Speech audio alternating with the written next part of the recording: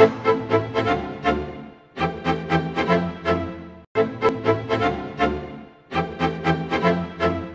dia 21 de dezembro de 2012, termina o calendário criado pela civilização maia, o que gerou uma série de especulações sobre um possível fim do mundo. O que os espíritos nos dizem sobre isso? A vida na Terra vai mesmo acabar ou é mais um ciclo que se encerra? Mas que tipo de destruição vai acontecer para dar lugar ao novo? Por que tantas catástrofes, tanta violência, tanto caos? O que anunciam? Afinal, temos o que temer?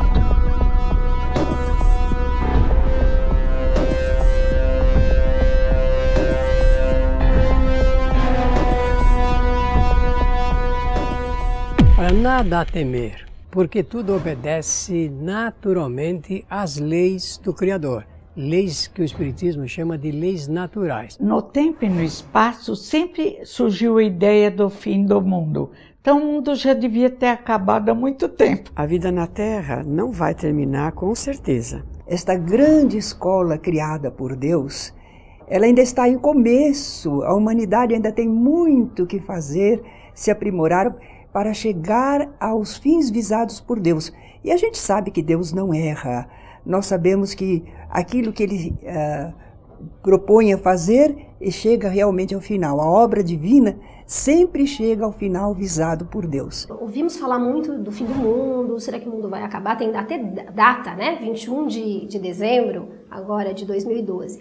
E nós ouvimos falar, muitas pessoas colocando esse tema, filmes. Estas ideias de fim de mundo são talvez partidas de movimentos religiosos, de movimentos místicos e talvez represente um certo receio da humanidade diante do futuro, a preocupação, as coisas que estão acontecendo que a humanidade não pode entender.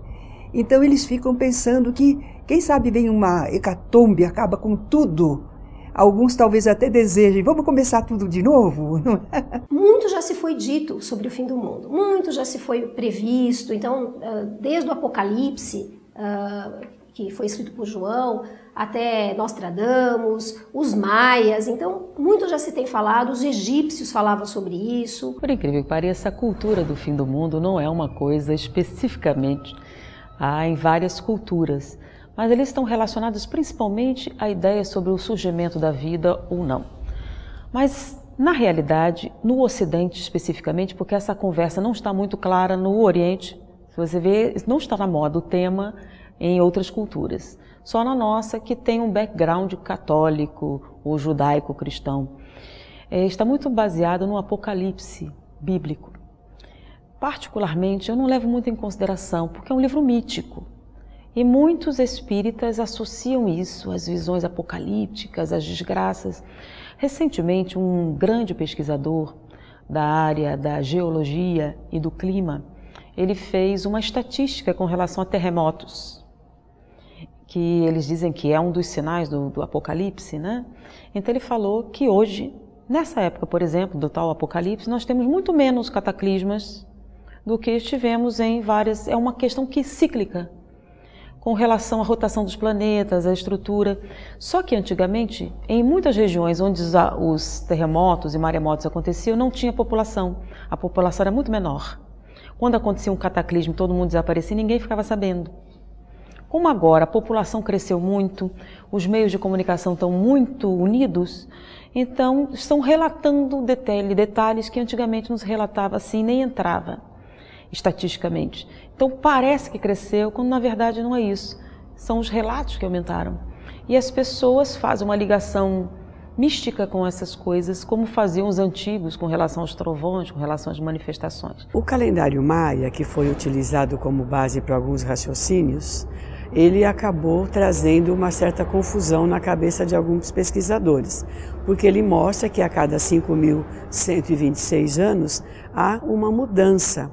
e isso vai coincidir com a data de 21 de dezembro próximo. Esse calendário que se refere, o calendário de eras, prevê uma transformação da humanidade. A mesma ideia do Espiritismo.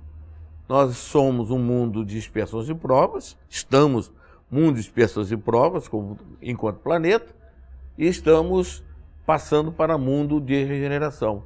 Essa ideia desse calendário maia é fixado na data de 21 de dezembro. Então nós não precisamos nos preocupar. A Terra não vai acabar, não vamos confundir as coisas. O calendário maia só se encerra nessa data porque houve a mudança, houve a destruição, vamos dizer assim, em parte, né, daquela civilização, mas não precisamos nos preocupar porque vamos continuar na Terra, vamos continuar trabalhando, vamos continuar pesquisando.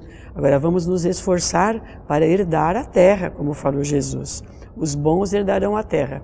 Se estivermos inseridos nesse contexto, vamos e voltamos na Terra ainda por muitas vezes. Então, cuidado com o grupo, se você pertence a algum, que levante essa questão de terror ou de um dia como o fim do mundo. Porque já houveram outras datas. De 999 para o ano 1000, aconteceu a mesma coisa. Se anuncia um fim de mundo, catástrofes e tudo mais. Depois de 1899 para 1900, a mesma coisa. De 1999 para o ano 2000, então percebam e acautelemos com essa... Por que é importante a cautela nesse momento? Porque nós sabemos que a soma de pensamento de todos os encarnados sobre a Terra tem uma influência.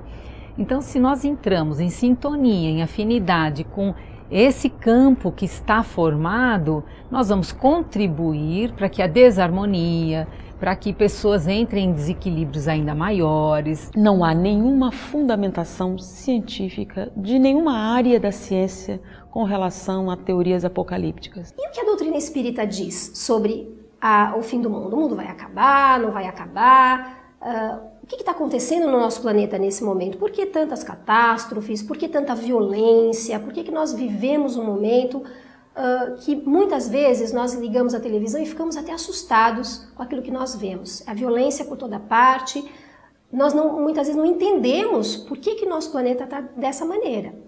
E algumas pessoas até dizem, puxa, então não está evoluindo, porque parece que está cada vez pior. Atualmente nós vemos muitas catástrofes, os tsunamis, os terremotos, os maremotos, mas isso sempre existiu na Terra. É uma situação normal de um planeta que tem as suas convulsões telúricas normalmente. O nosso planeta, ele está sempre em adaptação, ele não está plenamente formado. As placas tectônicas, a movimentação da atmosfera, as chuvas, ele está sempre em acomodação à crosta terrestre. O que nós precisamos destacar é o comportamento do homem em relação a tudo isso que acontece, o que o homem extrai de experiências na área do conhecimento para que ele possa fazer uma profunda reflexão. Se nós perguntarmos, o homem pode interferir nos fenômenos naturais? Claro, vamos responder que sim, pode interferir. De acordo com as suas ações, ele pode realmente ter uma grande influência no comportamento, inclusive da Terra. E nós já estamos vendo isso através dos assuntos ligados com o comportamento climático, do nosso meio ambiente e tudo mais. Então não podemos levar isso em conta com essas erupções de vulcões. Não podemos levar esses fenômenos naturais como se fossem destrutivos. Eles realmente contribuem para alguma modificação da crosta terrestre e levam, às vezes, algumas pessoas, uma certa parte da humanidade, mas não a destroem totalmente e não acabam com a Terra. Na Gênese, capítulo 17 e 18, Kardec fala muito sobre este momento que a Terra estaria vivendo. A Terra, como tudo no universo, progride constantemente. Da mesma maneira que os seres humanos progridem, os planetas também progridem. Essa é uma informação que veio para a Terra através da doutrina espírita. Então a Terra já foi um mundo primitivo. Depois, passando por processos semelhantes ao que nós estamos passando hoje, do ponto de vista de acomodação da Terra, catástrofes e transformações, se tornou um planeta de provas e expiações. Agora, a pergunta que me parece mais importante responder é essa: se o mundo vai acabar. E vai. Como o Sol vai acabar. Vai terminar porque tem o seu tempo de vida útil. Os astrônomos estão prevendo o fim do Sol para daqui bilhões de anos. A mesma coisa nós podemos responder em relação ao planeta Terra. Se acabasse, somos indestrutíveis, imortais, não tem perigo algum, mas não vai acabar. Ficamos com a ciência que diz que não vai acabar já, que a Terra vai viver muito, muito tempo. Ficamos com a Gênese de Kardec e obras póstumas que dizem que não vai acabar. Já que o mundo não vai acabar, como será esse processo de renovação? Quais são as previsões dos espíritos sobre os rumos do planeta Terra? Estamos mesmo a caminho da evolução? No próximo bloco.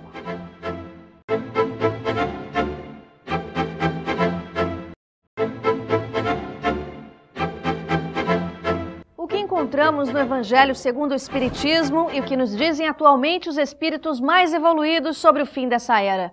Porque vemos ainda tanta violência e conflitos na Terra. Estamos mesmo em processo de constante evolução? A violência, infelizmente, ela campeia no mundo todo, seja em termos de guerra, de invasões, de conflitos, de assassinatos, de sequestro, o próprio suicídio. Isso tudo faz parte, porque nós estamos num período de transição e, segundo os amigos espirituais, hoje estão reencarnados na Terra espíritos dos grandes exponenciais, do bem e do mal.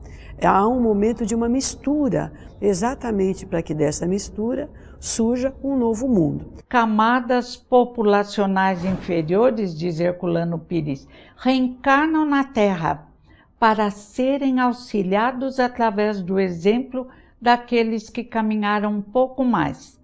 Trazem dissabores, trazem violência, mas faz parte. Quando outrora nós éramos os errados, tivemos apoio dos que caminharam mais. Que bom que agora é a nossa hora de apoiar. É interessante que essa transição, essa mudança, eu ouço falar disso desde que eu era pequena. A minha avó já falava sobre as mudanças que estão havendo. E, na verdade, eu acredito que essa mudança já está ocorrendo há bastante tempo. É um ciclo que se encerra. Por quê? A Terra é um santuário que não pode ser desprezado. É uma dependência maravilhosa, onde espíritos desenvolveram seus cabedais, a sua capacidade e chegaram até atingir os píncaros dos graus mais altos da espiritualidade. Então, o que vai haver, na realidade, é uma seleção de espíritos que permanecem ainda contumazes nos seus erros e que não pretendem se libertar das mazelas que trazem há séculos. Aqueles que não vão se adequando à vida social na atualidade, essa crise de loucura, de violência que nós estamos vivendo agora, são aqueles espíritos que não estão se adaptando a essa transição, a mudança da psicosfera do planeta. Esses serão alijados, sairão, e o planeta então irá recebendo de retorno os espíritos que estão acompanhando essa transição, essa modificação. Muitas vezes nós reencarnamos, saímos, reencarnamos e não fazemos muitas mudanças em nós. Vamos deixando, vai para a próxima, né? Principalmente o espírito, está difícil, não estou dando conta, vai ficar para a próxima. Mas nós estamos como que numa encruzilhada agora. A Terra vai mudar. Se nós não nos prepararmos para ficar aqui, talvez tenhamos que deixar a Terra. Como está no Evangelho de Jesus, que os bons herdarão a Terra, os espíritos que não estiverem sintonizados com a nova qualidade espiritual do planeta, não terão possibilidade de reencarnar aqui. Essa seleção é natural, essa sintonia é natural.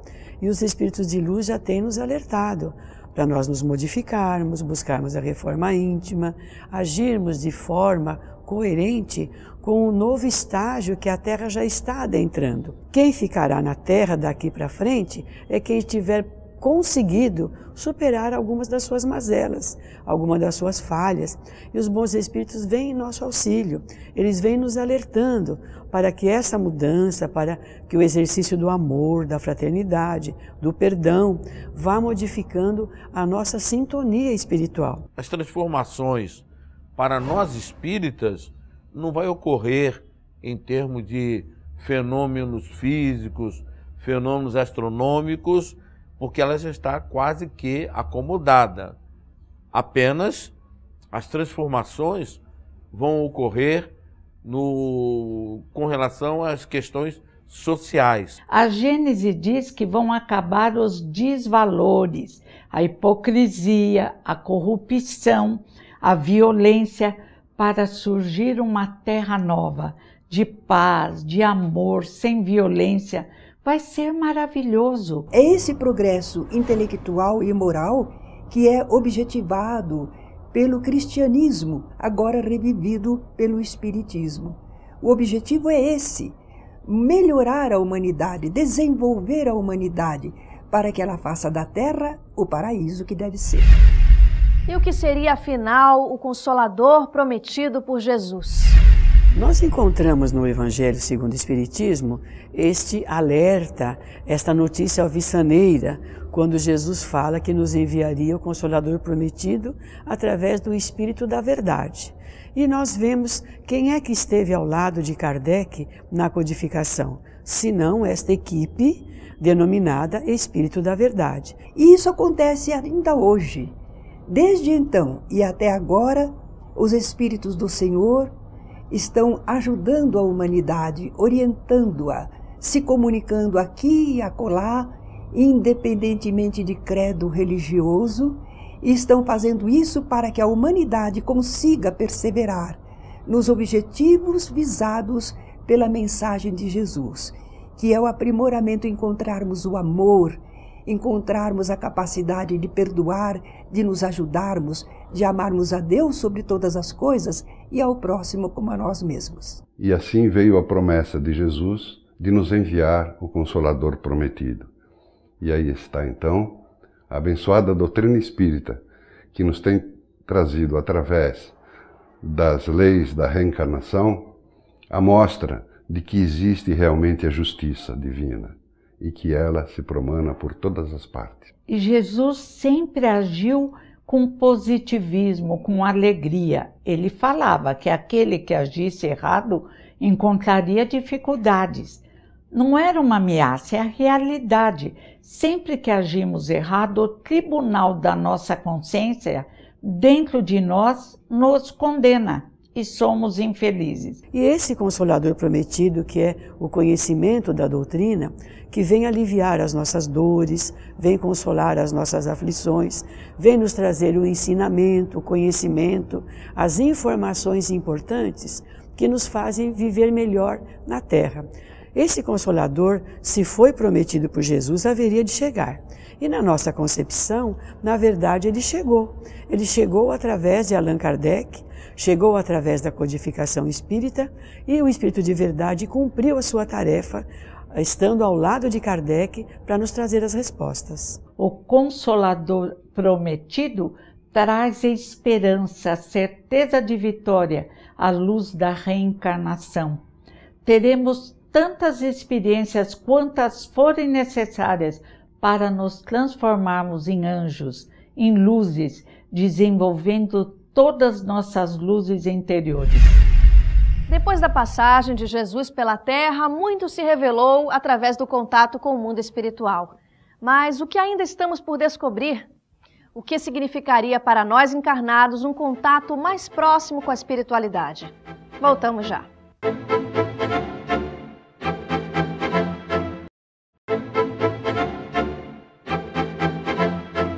No livro A Gênese, os espíritos revelam a Kardec que a lei da reencarnação foi um dos pontos importantes que Jesus não pôde desenvolver, porque os homens do seu tempo não se achavam suficientemente preparados para ideias dessa ordem e suas consequências.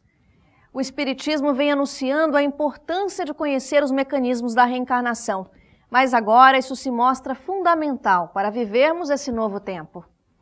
Afinal, A reencarnação é a resposta para as nossas dúvidas mais primárias, de onde viemos, para onde vamos, e contradiz justamente qualquer ideia de juízo final ou de fim do mundo. A reencarnação é a resposta mais clara, mais convincente, mais consoladora para todas as vicissitudes da nossa vida. Nós entendemos que essa teoria de juízo final não é compatível com o homem moderno, não é compatível com o conhecimento que nós, espíritos imortais, já desenvolvemos. É a pedagogia do amor e da esperança de Jesus. Mas antes de Jesus, ele enviou muitos mestres, Sócrates, Platão, Buda. Os druidas nas Galhas, 800 anos antes de Jesus, já aceitavam a reencarnação. Entre os primitivos também, eles procuram, até hoje na África, eles procuram que a criança encontre os objetos que conhecem e por aí eles descobrem quem o indivíduo foi. E hoje a ciência contemporânea, o Dr. Banerjee, o Dr. Ian Stevenson, provam cientificamente a reencarnação. Somos espíritos criados por Deus, não morremos nunca. Sabemos também que cada um está recebendo de acordo com as suas obras. É a lei divina e nós não temos então que nos queixarmos, mas procurarmos semear o bem para recebermos o bem. E sabemos, inclusive, que não estamos sozinhos nem abandonados na vida universal. A reencarnação é misericórdia divina, é possibilidade de se desenvolver espiritualmente, de ser feliz, de realizar as experiências que desejar. É o Consolador prometido. A doutrina espírita aproveitou desse conhecimento. Allan Kardec fez investigações e pôde mostrar como nós aprendemos com os espíritos e como também nós podemos ensinar para os espíritos. Aprendemos com os que sabem mais e ensinamos aqueles que sabem menos. A convivência, ela é importantíssima. Quando nós desencarnarmos, nós continuaremos aqui no nosso planeta, no meio das pessoas que ficarem, familiares, amigos, inimigos também. O importante é nós sabermos que essas experiências delas, nós temos um resultado muito grande do ponto de vista intelectual e do ponto de vista moral também. Porque o homem, por complexo de culpa, não se permite ser feliz. Porque sempre ele tem na cabeça a ideia de castigo, de doença, de mal-estar. Verdade que crescemos através de grandes desafios. Mas agora vamos relaxar, vamos nos permitir ser felizes. Nós estamos aprendendo que o nosso objetivo, a nossa vida, vai ser sempre para progresso, para melhora, jamais para condenação. O amor de Deus e a sabedoria de Deus não nos criou, não nos fez para que nós sejamos destruídos, aniquilados. O amor de Deus criou para nós um futuro de progresso, de felicidade, que mereçamos, é claro, precisamos merecer, mas está à nossa disposição. Essa é a lei divina e a lei divina sempre se cumpre.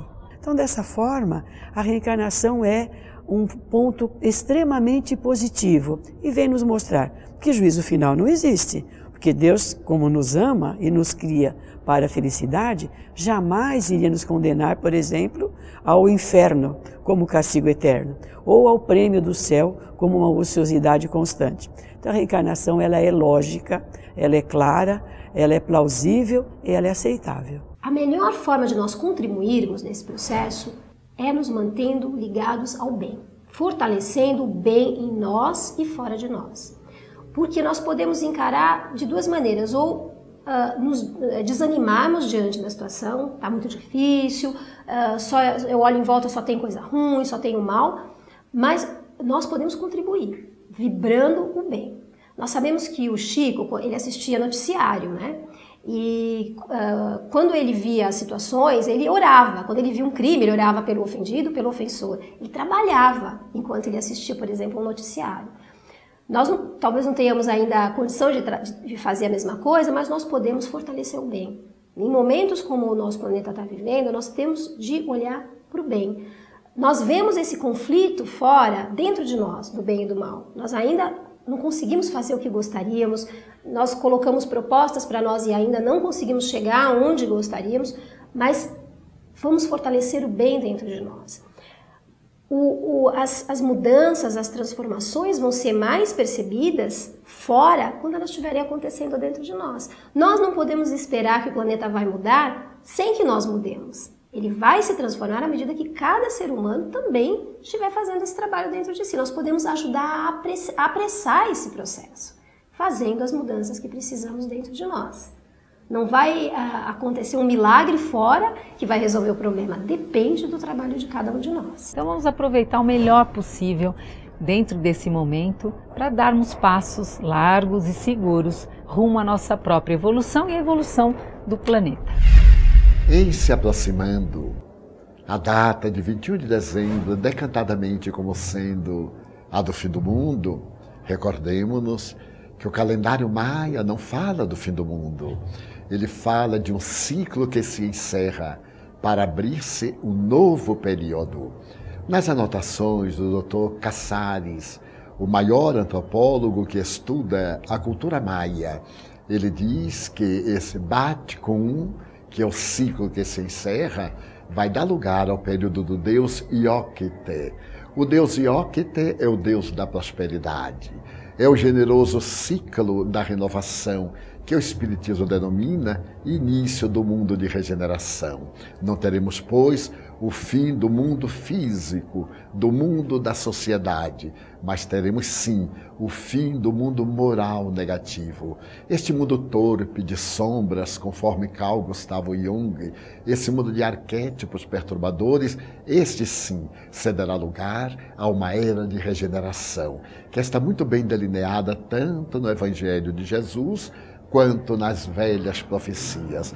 No Apocalipse, por exemplo, cuja palavra grega significa revelação, não se trata da destruição da terra, mas sim da destruição do mal que existe na terra.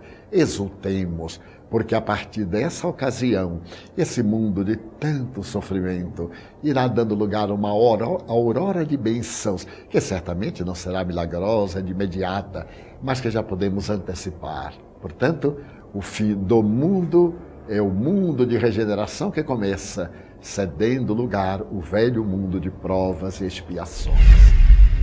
Esse foi mais um programa Transição, a visão espírita para um novo tempo.